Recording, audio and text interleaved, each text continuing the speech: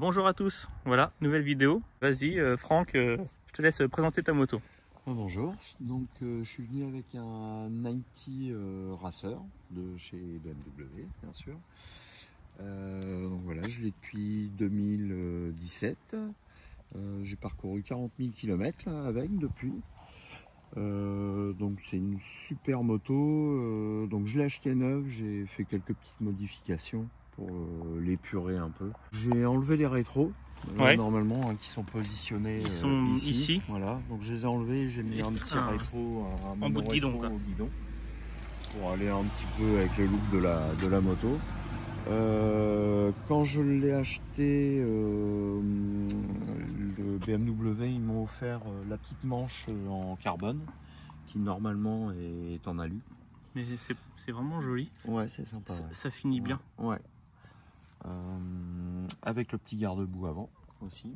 Normalement, il est peint en blanc. Donc tout en carbone. Tout en carbone. Donc ensuite, moi, pareil, les protèges culbus normalement sont couleur alu, un peu comme le cadre. D'accord. Donc maintenant, ils sont noirs. Noir, qui va bien avec ton cylindre de toute façon. Ouais. Je trouvais que esthétiquement, c'était plus sympa. Ouais. Je voulais rester vraiment dans le néo-rétro, parce qu'évidemment, comme elle a un look un peu des années 70, mais avec des parties en carbone, oui. Voilà, il faut savoir s'arrêter à temps, quoi. Donc là, ça faisait un peu full black avec le carénage. Le blanc, carénage, je trouvais que ça rendait plutôt bien. Le contraste est pas mal, ouais. Donc ensuite, pareil, j'ai enlevé la bavette, qui est assez imposante. Ouais, qui normalement qui arrive. Elle démarre là, elle s'arrête là. Donc tu as la plaque d'immatriculation. Ouais, ça casse un peu la ligne. Voilà. Donc là, j'ai mis tu l'as fait déporter, quoi. Voilà, déporté de chez Rizoma. Et le faisceau électrique, ça va, c'est pas trop de modif? Non, c'est du plug and play, c'est assez facile à installer. D'accord. La preuve, je l'ai fait moi-même. c'est que c'est facile. Ouais, c'est que c'est pas compliqué. Ouais.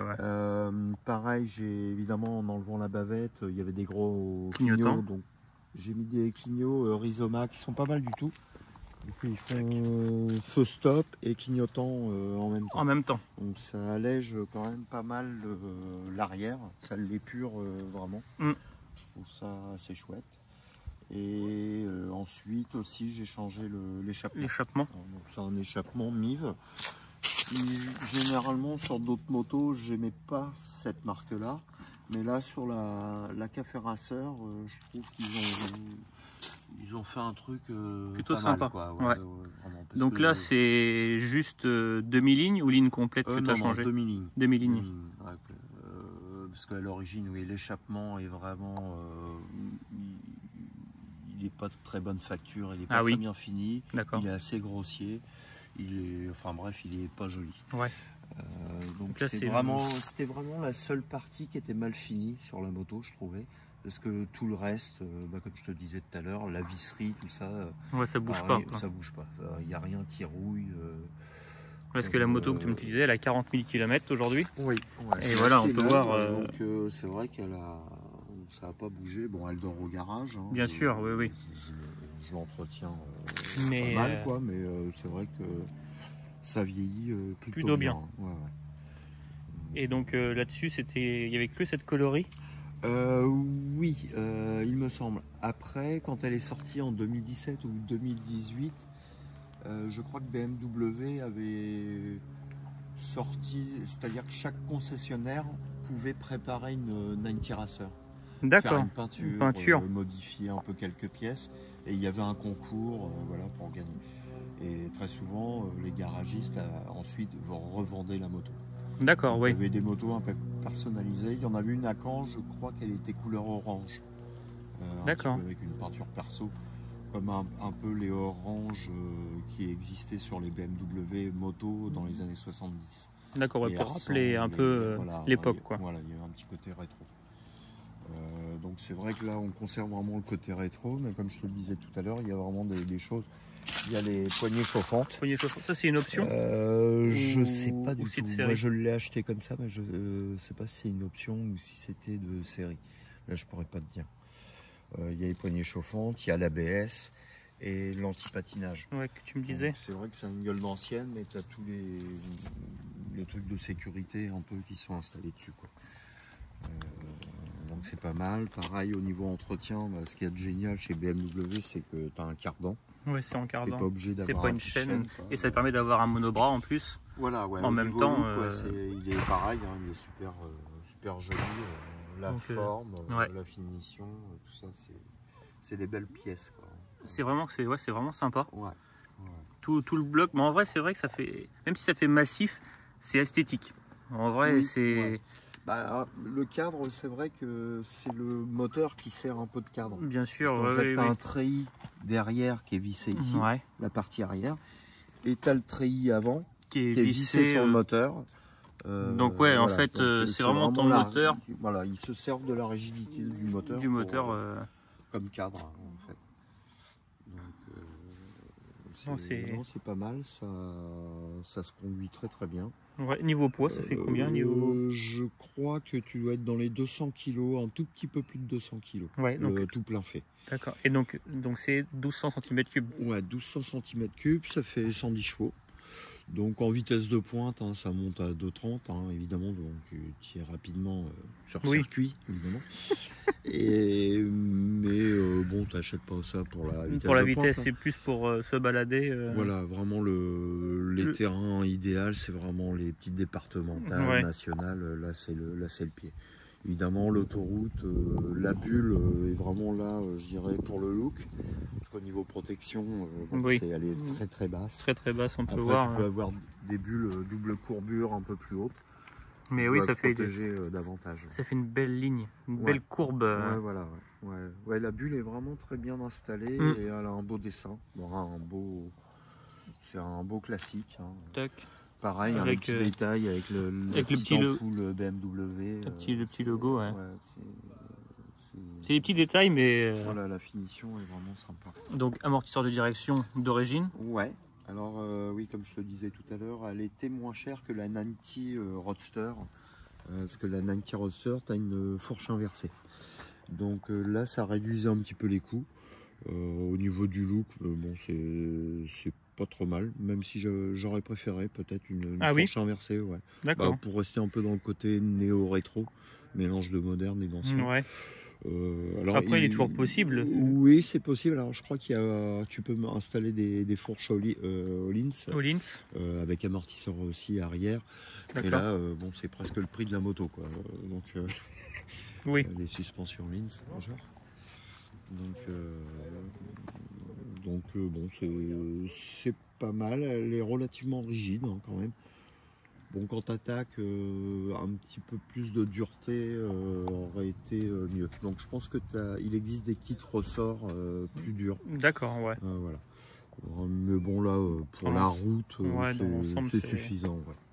Évidemment, si tu veux aller sur piste, il vaut mieux préparer, je pense, un peu l'amortissement. De toute façon, le look sur piste, effectivement, tu dois morfler quand même, je pense. Ouais. Je pense... déjà, vu qu'il y a la bulle, elle est assez déjà basse. Donc déjà, le vent, tu dois le prendre tout le temps. Oui. En plus, donc c'est un bicylindre. C'est un bicylindre. Alors c'est vrai que la première fois que je suis monté dessus, par contre, le moteur, il ressort. Voilà, alors tu as une appréhension. Tu te dis, à chaque virage, les cylindres, ils vont toucher par terre. Et en fait, pas du tout. Alors, bon, je suis pas un pilote, mais tu vois, même les trucs, j'ai jamais frotté. Et pourtant, j'ai pratiquement plus de bande de peur. Oui, on peut voir. Il y a de la marge. Il y a quand même pas mal de Mais oui, ce que je te disais, il faut surtout pas tomber par contre, parce qu'alors là... là, oui, la facture risque d'être salée. C'est vrai que c'est le problème, quoi. Oui. C'est le problème. Qui dépassent comme les cylindres à plat comme ça. Alors après, évidemment, il existe des cages métalliques pour protéger en cas de chute. Bon, évidemment, c'est pas très esthétique. Oui, c'est vrai, ça casse peut-être un peu le look de la moto. Ouais. Et niveau option, il n'y avait rien d'autre proposé au catalogue Alors, si tu pouvais avoir des jantes à rayons. Ah oui, des jantes à rayons. Alors moi qui viens un peu du monde du vélo, je connais l'importance un peu de la légèreté des roues, des masses qui bougent. Donc je suis resté sur ces jantes-là qui sont un peu plus légères que les jantes à rayons. Et pareil, je trouve Ah oui, c'était plus léger ces jantes-là en aluminium. Ouais. Et je pense que pareil pour le côté néo-rétro. Si tu veux vraiment une moto très rétro pure et dure, oui, les jantes à rayons, c'est ce qu'il faut. Mais là, dans le mélange, je trouvais que ça s'adaptait mieux. Plutôt bien. Puis t'as pas de problème de retendre les rayons ou quoi que ce soit. Voilà, Ça là, ça bouge peut-être mieux aussi. Et puis pareil, à nettoyer les jantes à rayons, ça doit être une tannée. Je pense, oui. Avec les têtes de rayons. Donc là, voilà, on peut voir les jantes en 5 bâtons. Ouais. Elles sont vraiment belles, donc traversantes, hein, bien entendu, au niveau du moyeu. Oui, le moyeu est creux. Mais c'est une option, oui, que je crois que tu avais que ça. Après, comme je t'ai dit, hein, pareil, il y a une marque RSD qui fabriquait des pièces spéciales pour la 90. Souvent des pièces taillées dans la masse, qui sont magnifiques, hein, mais je m'étais renseigné pour les protèges Culbu quand je l'ai acheté neuve chez BMW, donc je leur ai dit il y a des beaux protèges Culbu de chez RSD, mais c'était 1300 €. Oui, donc je me suis dit, et ils m'ont proposé de les avoir en noir d'origine. Donc je dis, bon, bah, vous me les mettez en noir d'origine, comme ça je vais économiser 1300 €. Il est pas rien, oui, bien sûr. Donc, bon, c'est des belles pièces, hein, mais bon, là, à l'époque c'était hors de prix. Après, à voir, peut-être à trouver d'occasion. Peut-être aujourd'hui. Il faudrait que je regarde peut-être sur le coin. Donc, levier de frein mat d'origine. Tous les commodos, tout ça, tout est d'origine. Tu as un petit ordinateur de bord, tu as la consommation, donc c'est bien. Kilométrage journalier. Tu peux me montrer total. S'il te plaît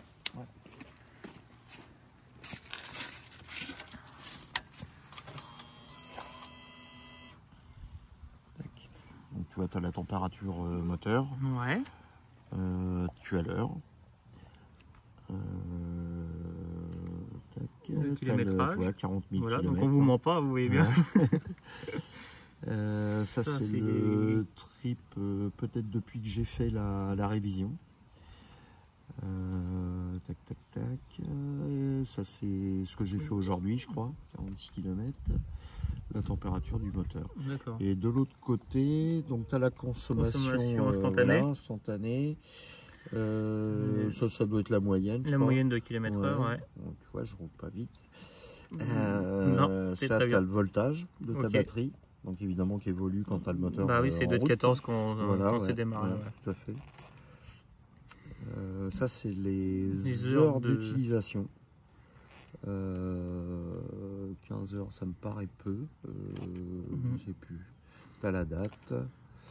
Et ça, voilà. Consommation moyenne. Donc c'est 5. Bon, c'est correct. C'est pas... Non, c'est vrai que c'est assez raisonnable. Et donc le N, c'est pour le rapport engagé? Alors oui, tu as les rapports qui s'inscrivent ici. Ça c'est bien ça. Ça c'est parce que des fois tu sais plus. Point mort, c'est ça. Là, tu sais.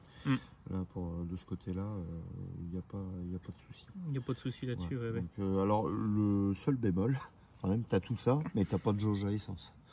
Donc tu as un voyant qui s'allume quand tu arrives sur la réserve. C'est vrai que c'est dommage d'avoir autant de gadgets et pas avoir... Pas de jauge. T'as pas de jauge à essence. C'est dommage. C'est vrai que c'est... c'était le petit souci. Le petit problème. Alors bon, les commodos, alors là tu as le bouton pour les poignées chauffantes. Il y a 2 positions. Les mettre à travers les gants, tu le sens bien. Ah oui, ça chauffe. Ça chauffe. Ça chauffe bien. Même souvent, je suis en une première position, parce que la deuxième, des fois, le contraste du froid au-dessus de ta main et t'as la paume de la main qui brûle, des fois, c'est pas génial. C'est pas il vaut mieux rester en position 1. Et puis là, tu peux déconnecter l'ABS, le truc d'ordinateur de bord, clignot, klaxon et le phare, plein phare. Alors pareil, le petit bémol de cette moto-là, c'est rouler la nuit. Les phares sont vraiment pas terribles du tout. D'accord. Bon, c'est bon à savoir. Voilà. C'est bon à savoir. La route la nuit, c'est pas... Donc, le petit protège réservoir d'origine. Oui. Alors ça, bon, il a été collé quand je l'ai eu. C'est marque Motorrad, BMW. D'accord, Il existe en noir aussi, je crois. Mais ça, c'est d'origine. Donc les petites surpiqûres blanches. Ouais, pareil. Là, c'est d'origine. Ouais, ça vieillit bien. Avec le petit dossier donc, comme ça. Le petit coffre là. Alors malheureusement, il y a une petite lamelle. C'est le problème de ce coffre-là. Il y a une toute petite lamelle des fois qui se tord. Donc je vais pas te l'ouvrir. Non. Mais donc tu as un petit coffre dessous. Oui, tu pour avoir la trousse à outils, des choses comme ça. Il y a une petite trousse à outils de chez BMW à l'intérieur. Donc tu as un tournevis, une petite clé. Ouais. Tu as l'outil pour enlever ça pour faire le niveau d'huile. Tu as une petite fenêtre, bon, comme sur toutes les motos. De l'autre côté, tu as une petite fenêtre pour vérifier le niveau d'huile. D'accord. Une fenêtre, un petit hublot, quoi, en fait. Donc voilà. Dans l'ensemble moi, je l'adore. Ouais. Cette moto-là, comme je te disais, des fois, je me dis, je vais peut-être la revendre, mais donc, au final, sincèrement, je ne saurais pas quoi acheter d'autre. À part le petit 250 RGV que je cherche, mais bon. Mais pareil, ça serait plus en plus. Oui, voilà, en plus, parce que pour faire de la route, 250 RGV, c'est pas ce l'entretien et l'entretien, l'usure, et puis la conso. Et la conso, t'es pas loin de 9 litres au 100, je crois, avec le RG. Donc pour 60 chevaux. Oui, c'est pas. Bon, ce serait un rêve de gosse. Mais là, pour le moment... pour l'instant, tu as celle-là. Ouais, elle est très bien. Pour ce que j'en fais, je fais de la balade essentiellement. Oui, bien sûr. Donc ça, c'est parfait. Hein. Sur des petites départementales, nationales, c'est le top. Ouais, donc, les avantages, c'est que tu peux pas prendre de passagers. Voilà. Ouais, voilà. Ou un avantage. Ou un avantage. ça dépend comment tu vois ça. Voilà. Mais après, oui, c'est vrai que... Si tu es en couple ou là, tu es coincé, tu peux... Alors, pareil, il existe un kit, selle biplace, et tu as des repose-pieds qui viennent s'ancrer ici. Et je crois que c'est un bras qui remonte, puis qui s'ancre... ici, je sais plus. Ici, ouais. Mais pareil, c'est 1 300 € le kit, et évidemment ça casse complètement la ligne de la moto. Et donc niveau tarif, justement, vu qu'on parle un peu des options, etc. Alors, le prix neuf à l'époque. Alors neuf, c'était 15 000 €, tout rond, il me semble. D'accord. C'est pas si excessif que ça pour une BMW. Non, puis au niveau finition, parce que pareil, hein, j'ai des copains qui ont des Triumph, tout ça. Alors elles sont chouettes aussi, mais tu vois, par exemple, la visserie a tendance à rouiller. Un peu. Au niveau finition, c'est peut-être un cran en dessous.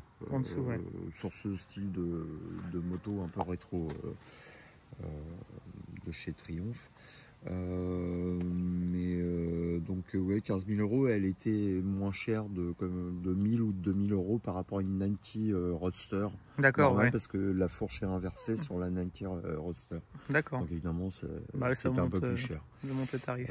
Voilà, donc là, 15 000 €, et après j'ai rajouté, alors pareil, hein, tu avais les pièces Rizoma.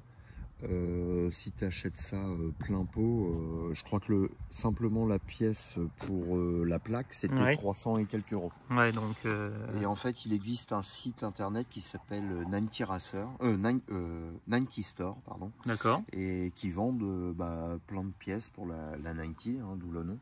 Mais c'était pratiquement moitié prix. Oui, donc j'ai acheté ça sur le site, l'échappement, le porte-plaque, les clignotants. J'ai changé ça moi-même, mais ça m'est revenu peut-être le tout dans les 400 ou 500 €. Donc c'est correct. Ouais, voilà. Très correct. Ouais. Et puis puis le petit rétroviseur aussi, le Rizoma. Mais pareil, dans les transpos, comme je dis, il faut savoir s'arrêter à temps. Oui. Des fois, on a envie d'avoir des belles pièces. Mais là, moi, telle qu'elle est, là, je l'adore. Elle est très belle. Après, vraiment, si je voulais aller au bout, tu vois, ça, par exemple, ça existe en carbone. Ah oui, puis t'es fan du carbone, c'est vrai. Oui. ça existe en carbone, et le petit cache qui est de ce côté-là aussi. Tu peux avoir ça aussi en carbone. Bon, pareil, par rapport au prix, tout ça, look, c'est très bien. Voilà, si vraiment je voulais aller au bout du projet, c'est ça. Ça serait vraiment les dernières touches. Pareil, j'ai hésité. Mais il existe une petite bulle de phare, un protège-phare en plexiglas, et ça la forme un peu d'un obus. C'est transparent, ça s'attache là et puis dessous, sur les vis peut-être. du dessous. Ouais, okay. Et ça te fait une petite bulle qui protège le phare. Ton bloc optique. D'ailleurs, tu vois, oui, on a vu. Phare, il a mangé un caillou. Il a pris un caillou, ouais. Donc au niveau look, c'est assez sympa, mais bon, pareil, j'avais peur au niveau de la condensation, qui est de la buée dedans. Entre le chaud et froid. Voilà, ouais, et puis que ça jaunisse un peu, j'ai eu un peu peur de ça. Avec la peinture pareil, blanche. Je l'ai laissé comme ça. Ça marche. Voilà. En tout cas, très belle moto. Oui. Très belle moto. Bon, j'ai eu quelques motos. Ma dernière, c'était un Honda VTR SP1. J'ai eu un retrait de permis avec. Donc je l'avais revendu à l'époque. Pendant 3 ans, j'ai arrêté la moto parce qu'il me restait plus qu'un point sur le permis. Et je voulais pas faire de stage. Donc j'ai attendu 3 ans pour récupérer mes 12 points. Et j'étais parti pour me racheter un SP1. Puis j'ai été chez les concessionnaires. Puis elle venait juste de sortir chez BMW Caen. Et je suis tombé devant. J'ai dit, elle est superbe quoi, comme moto. Le vendeur a été très fort, il m'a proposé d'aller l'essayer. Donc là, l'essayer, c'est l'adopter. Voilà. Et puis bah voilà, j'ai acheté. C'est vrai que je regrette pas. Ouais, au niveau look, c'est génial. Ouais.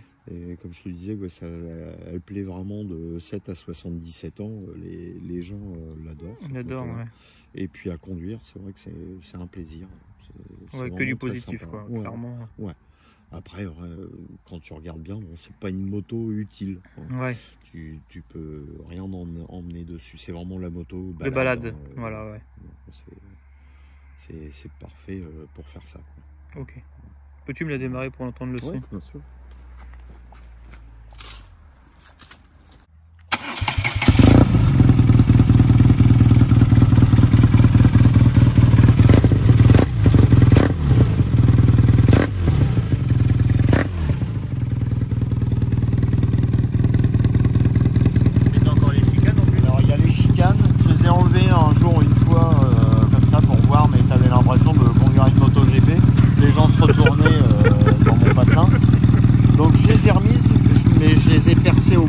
D'accord, ouais. Le compromis est pas mal. Ça reste discret et voilà, ça fait un beau bruit. Sympa, ouais. Sans aller dans l'agressivité. Bien sûr, oui. Bon, ça reste un bicylindre de chez BM. Hein, oui, bien sûr. L'inertie du moteur. Hein, fait bouger la moto. Ouais.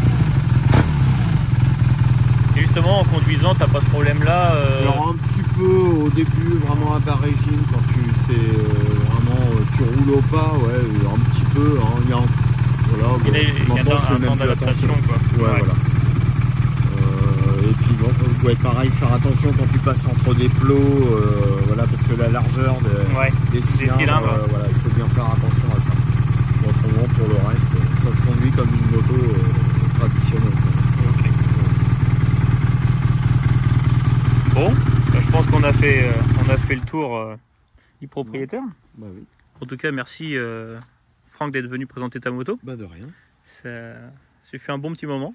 Oui, qu'on en parlait. Bah oui, c'est vrai que ça faisait très longtemps qu'on en parlait. Et puis bon, avec tous les projets de tous les deux de chaque côté, on a du mal à se rencontrer, tout à fait. Bon, en tout cas, je vous souhaite une bonne journée à tous. Et puis je vous dis à la prochaine tout le monde. Ciao.